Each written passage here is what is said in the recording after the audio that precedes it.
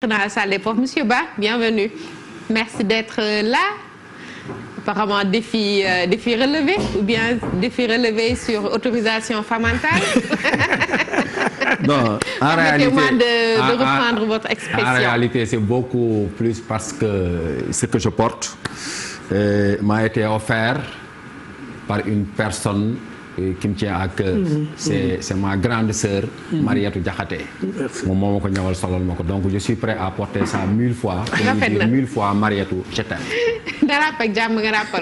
Merci beaucoup. Merci et bienvenue. Voilà. Aujourd'hui, nous allons encore parler philosophie avec vous et le thème que vous aviez annoncé, c'était la science c'est amour, je pense. Bismillah, gel, amour. La science c'est amour. Mais Socrate moo njëkk a wax ne l'amour est divin. Kon nag toujours ni ma koy waxee rek bismillahi rahmani rahim. Demander secours à Allah, faire recours à la science et faire un détour à la tradition.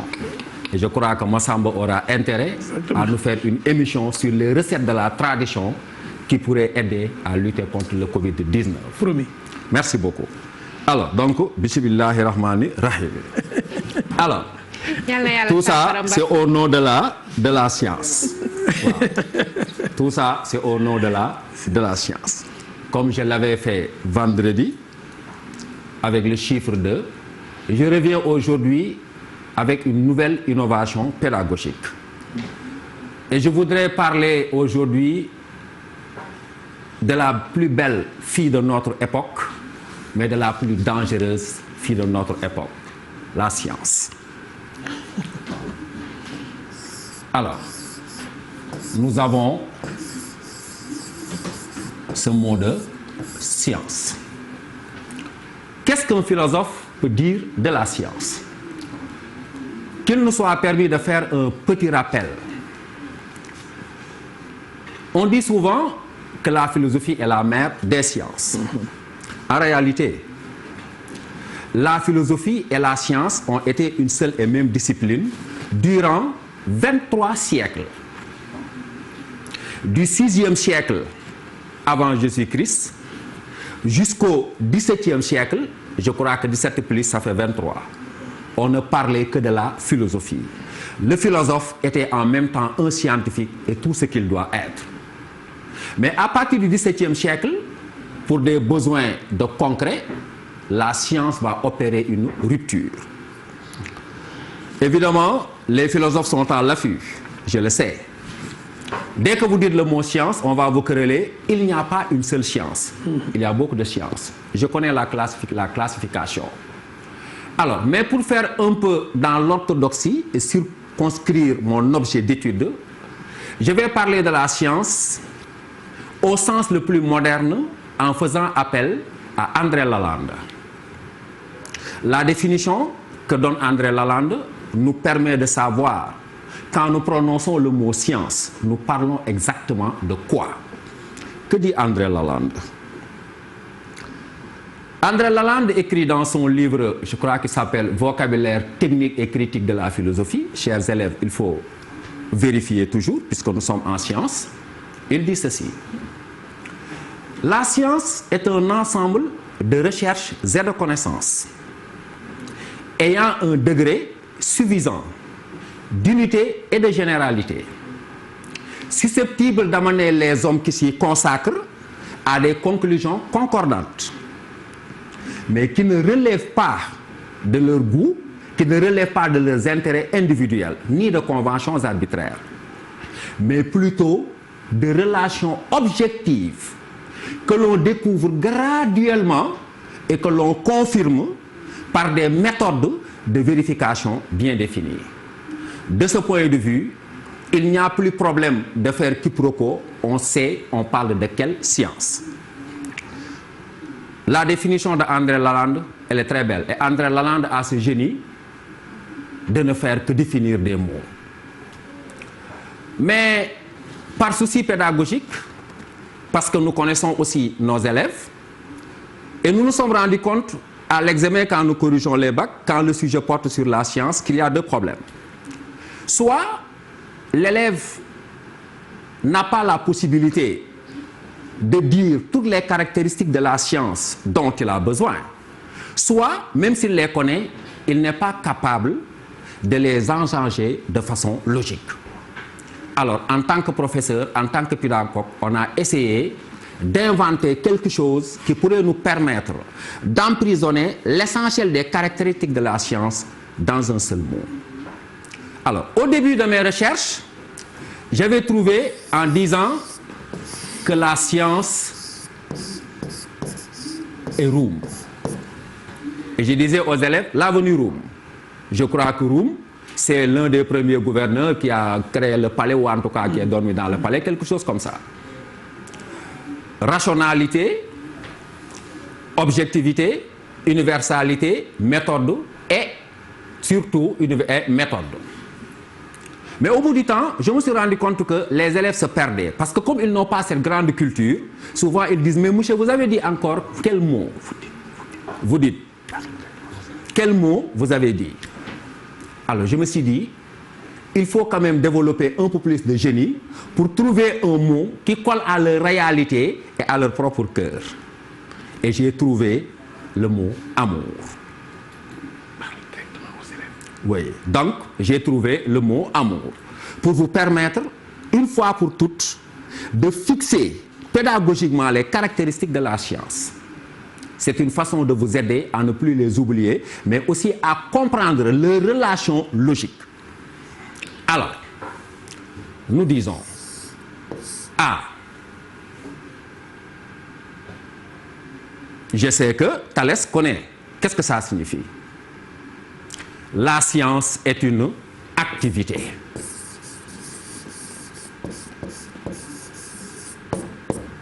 André Lalande dit un ensemble de recherche et de connaissances. Donc on est en pleine activité intellectuelle. M. Que signifie le M? La science a pris, si je peux m'exprimer ainsi, le dessus, en tout cas à un certain point de vue sur les autres types de connaissances, parce qu'elle a réussi à mettre sur place quelque chose qui est fondamental dans toute recherche, c'est la méthode. S'il n'y a pas de méthode réellement, il ne peut pas y avoir de résultat, et s'il n'y a pas de résultat, il ne peut pas y avoir de science, de ce point de vue-là. Donc, la science est une activité méthodique. On aurait pu élargir en parlant de la méthode de Claude Bernard, qui passe depuis l'observation, qui pose des hypothèses, qui vérifie ces hypothèses dans son laboratoire pour les confirmer ou pour les infirmer et tirer des conclusions. Ensuite, nous avons le O. Les scientifiques, en tout cas en ce qui concerne leur propre travail, dépassent aussi, de ce point de vue, les autres penseurs. Parce que le scientifique s'emprisonne dans une objectivité, mais une double objectivité, Madame Khan. Il y a une double objectivité dans la science. La science, elle est objective. Jojo. Pourquoi? La science, elle est objective parce que d'abord, le scientifique, quand il travaille, il ne cherche aucune utilité. C'est la première forme d'objectivité de la science. Je dis à mes élèves, et je vous le répète tout le temps, quand ils travaillent, uti ci xaalis, uti ci jigéen, uti ci alal, uti ci tur, uti ci nguur. Ils travaillent au nom de la vérité et rien que la vérité ne l'intéresse. Point d'utilité. Mais la science aussi, elle est objective parce que dans son déploiement, dans la quête de la connaissance, le scientifique est obligé d'imposer un silence total à ses propres sentiments, à ses convictions religieuses, à ses convictions politiques, à ses convictions culturelles. Mais surtout, il est obligé de renoncer à toute forme d'opinion. D'abord ses propres opinions, mais aussi les opinions reçues. Et Bachelard dira, l'opinion ne pense pas, l'opinion pense mal, elle ne pense même pas. Et un autre philosophe dira, l'opinion raisonne, mais ne raisonne pas. J'aurais bien aimé que les élèves envoie un message à M. Massamba ou à Mme Kane pour dire comment on écrit cette formule de Christian Godin qui se trouve dans un livre essentiel qui s'appelle Au fil de la philosophie. Il dit « L'opinion raisonne mais ne raisonne pas ». Les deux mots s'écrivent de la même manière. Alors, envoyez des réponses à la télévision et on verra. Peut-être qu'on va récompenser les meilleurs. Donc là, elle est objective. Et finalement, la science, avant-dernière chose, U. Elle est universelle. Et j'ai dit à un élève, pour savoir que la formule, on l'a travaillée, si vous renversez la logique en mettant le U à la place du O, vous faussez. Vous avez tort scientifiquement, vous avez tort logiquement. Parce que ce n'est pas parce que la science est universelle qu'elle est objective. Non, c'est parce que la science est objective qu'elle est universelle. L'objectivité est la cause de l'universalité, l'universalité est la conséquence de l'objectivité. Donc ce n'est pas du takalé, c'est quelque chose qu'on a mûrement réfléchi.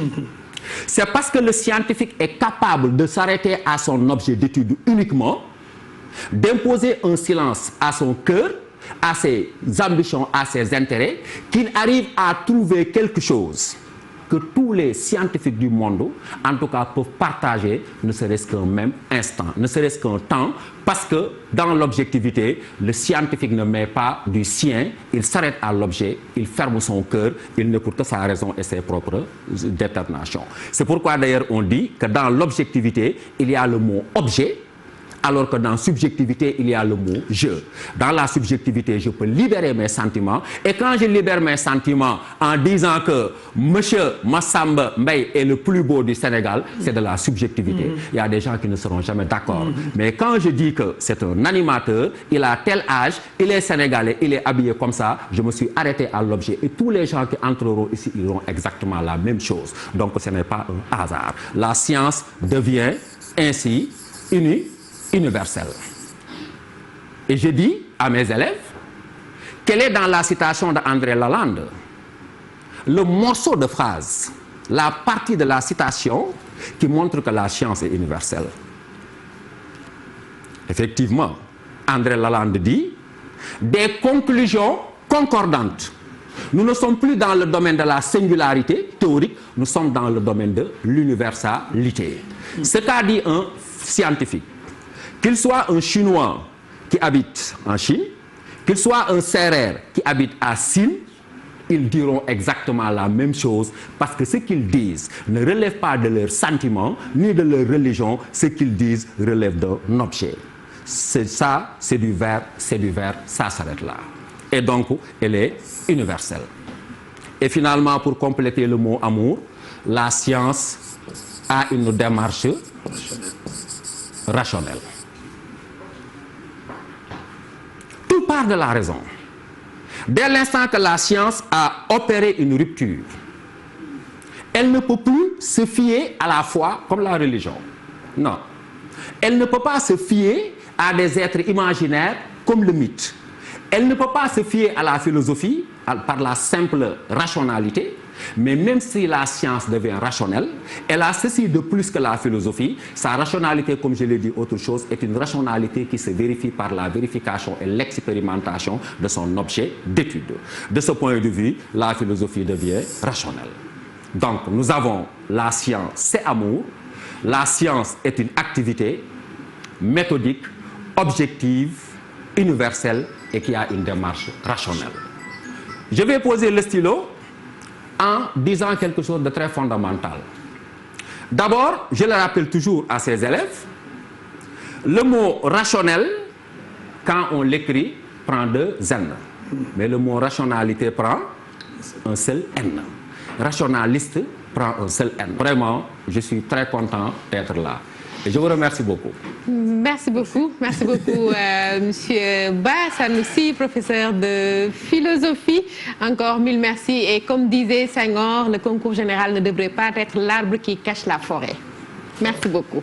C'est toujours un plaisir pour nous de vous recevoir. Je pense que le message de M. Ba est bien passé, docteur Massamba. Encore beaucoup d'efforts, encore beaucoup de sacrifices de la part des apprenants pour un meilleur rendu. Mais effectivement, parce que la véritable question, c'est l'outil de travail.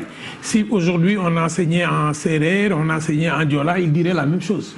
Donc ce n'est pas un privilège qu'on accorde aux Français, mais pour l'instant, reconnaissez-le, c'est la langue de base, c'est la langue de travail. En tant que langue de travail, donc maîtrisez-la. Je pense que le professeur Sanoussi nous a montré que la quintessence d'un cours peut être maîtrisée à partir de ce qu'on appelle la mémotechnique. Voilà. La mémotechnique, c'est retenir à partir d'un certain nombre de structurations de votre organisation mentale des éléments structurants pour que votre mémoire cognitive puisse se réveiller. Parce que vous savez, on a toujours une mémoire affective, une mémoire cognitive. Et cette mémoire affective-là, c'est souvent quand on veut se souvenir d'une douleur, quand on approche sa main de la bougie, on sent la douleur avant de l'avoir touchée. Parfois, on est dans une situation où un proverbe arrive. Le savoir revient. Donc ces types de mémoires-là, ce sont des mémoires qu'il faut stimuler chez nos élèves. Et je suis d'accord avec lui, l'objectif de la salle des profs, c'est que les élèves revoient et voient qu'apprendre, c'est beau. Aller à l'école, c'est du plaisir. Ce plaisir d'aller à l'école, ce plaisir d'apprendre, cette passion que vous avez partagée, c'est l'objet pour lequel nous organisons la salle des profs. Pourquoi nous l'avons ouverte? Nous l'avons ouverte parce que cette salle des profs est le lieu où les professeurs discutent passionnément de leur sujet, de leur objet et partagent ce qu'il a dit, c'est ce qu'on se dit entre nous. Mais je pense que la solution, c'est que autant le maître de CM2 a rappelé aux élèves la fonction adjectivale, autant le professeur de 3e leur a expliqué que cet adjectif-là pouvait être mobile à l'intérieur d'une phrase, autant le prof de philosophie arrive à qualifier la science parce qu'elle l'appelle méthodique, elle l'appelle objective, elle l'appelle universelle, elle l'appelle rationnelle. Donc des 5 mots qui définissent la science ou qui renvoient à la science, il n'y a qu'un mot qui a une fonction, qui a un statut de substantif, c'est le mot activité. Mais cette activité est aussi au féminin. Merci beaucoup, docteur Massamba. En tout cas, on se rend bien compte que encore il y a une chaîne et tous les maillons sont liés. Mais exactement. On ne peut pas manger si on plonge sa bouche directement dans le bol. Madame. Voilà, on peut le faire, mais dès qu'on va se lever, il y aura des problèmes pour respirer. L'école sénégalaise est organisée dans une chaîne de connaissances à mettre ensemble. Je ne comprendrai jamais qu'un professeur de sciences demande à ses élèves de ne pas travailler la langue ou qu'un professeur de langue demande à ses élèves de ne pas être scientifique.